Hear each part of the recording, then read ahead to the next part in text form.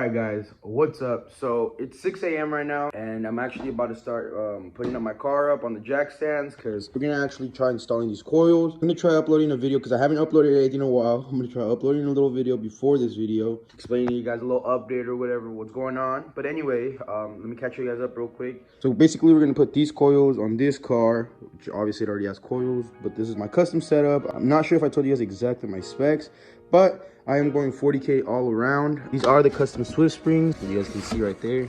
So it should ride nice. A little stiff, but it should still feel a lot better. Either way though, after that, tomorrow I do have my other seat coming in, along with my bracket and harnesses. So I'm gonna be making a video about that tomorrow. Honestly, that's not a bad start, because after that, all I have to do is really my body kit, full color change, and add all the little parts, and we should be done. But obviously, I have to wait for a lot of parts still, so waiting for that. For now, like I said, let me go ahead and put my car on jack stands and try to swap these out. This coil, slightly smaller, or about the same size, probably a little smaller because I do want to go lower in the front.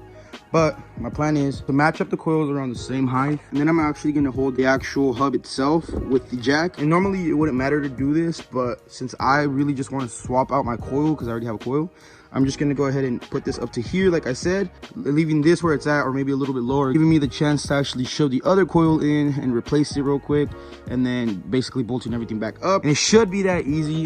Like I've said many times, car things never turn out how they should, but we're going to go ahead and give it a try. So right now, I'm going to go ahead and try to figure that out, and then I'll see you guys after. It's a little dark down here, so I put the flashlight on. But anyway, so basically, the coil's off. I took these 3 little nuts off on the top, took that 117mm bolt in the middle there, and that was literally it. Now I literally just need to go get that coil and swap it out. So let's see if it's as easy to put it back on.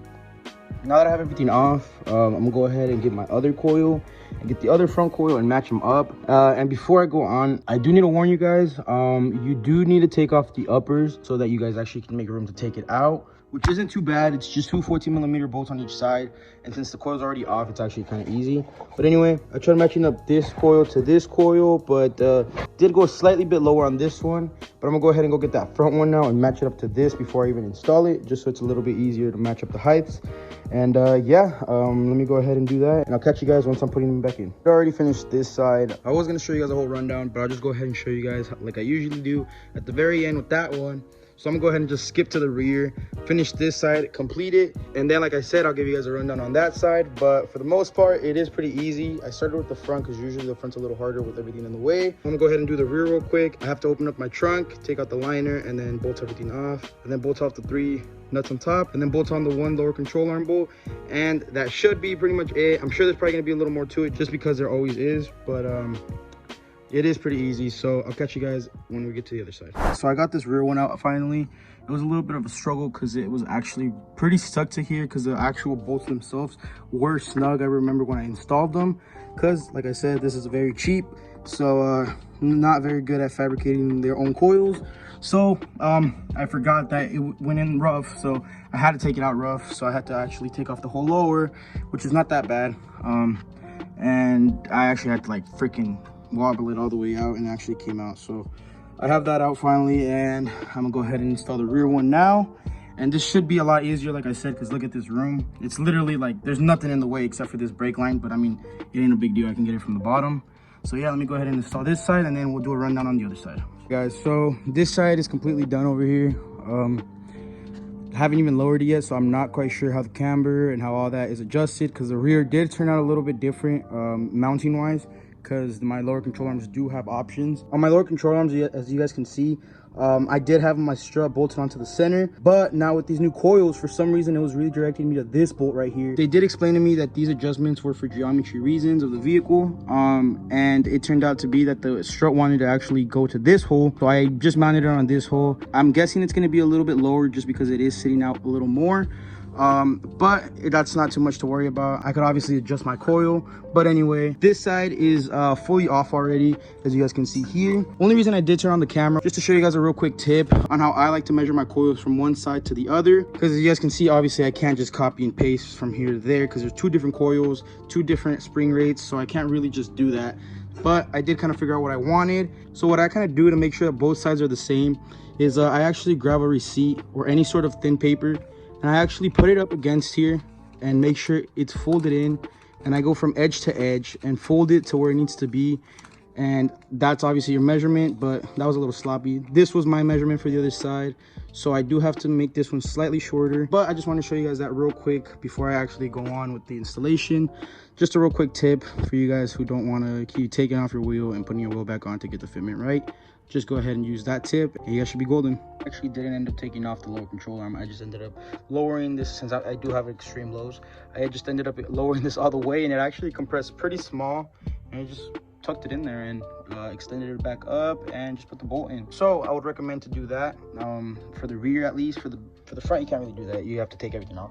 But for the back, you can get away with, if you have a small coil, you can get away with squeezing it all in, and then, or you can get away with tightening it all up and then squeezing it in. And honestly, this side took me, I did slack because I had to wait for my girl to help me put these top ones on, because you can't do that alone. So she slacked like 5 minutes. So in reality, this only took me like 15 minutes to install, and I wasn't even in a hurry, just kind of at a normal pace.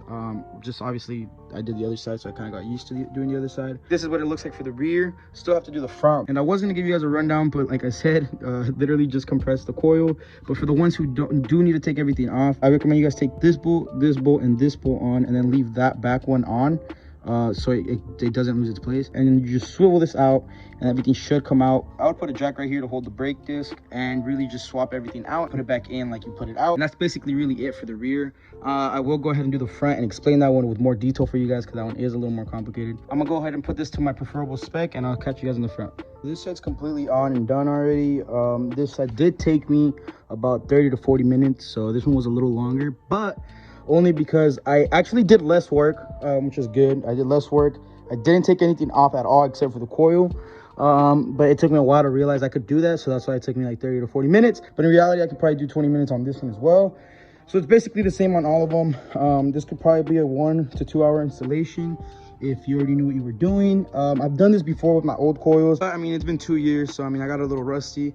But obviously I was able to do this. It took me like 4 to 5 hours, but only because I didn't have the right tools. I had to look all over my garage. My garage is messy, and I had to go buy a few things at Lowe's. But for the most part though, it is very easy. So that is it for now. I was only going to do the coilover install for this video, because I do want the next video to be its own video with my interior. So for today, we're just going to go ahead and just do the suspension, and I will go ahead and just put all the wheels on and set it all up, and then I'll show you guys a last shot. But for now, I hope you guys enjoyed. Don't forget to like, comment, and subscribe. And I always tell you guys, because you guys keep DMing me and I see you guys on my comments, go ahead, go to my Snapchat. I stay super updated on there at all times, literally always updating my Snapchat. So go ahead, add my Snap. Go ahead and follow my Instagram as well if you just want update builds, which are a little bit more delayed, because I usually only post stories on there when I'm doing something to my car specifically. But on Snapchat, you can catch me 24/7. So till then, hope you guys enjoyed. Catch you guys next time, and stay tuned for next video. Percocet, Miley Percocet, Percocet, Miley Percocet, represent, gotta represent, chase a chick, never chase a bitch, chase no bitch, mask on, fucking mask on, mask on, fucking mask on, Percocet, Miley Percocet.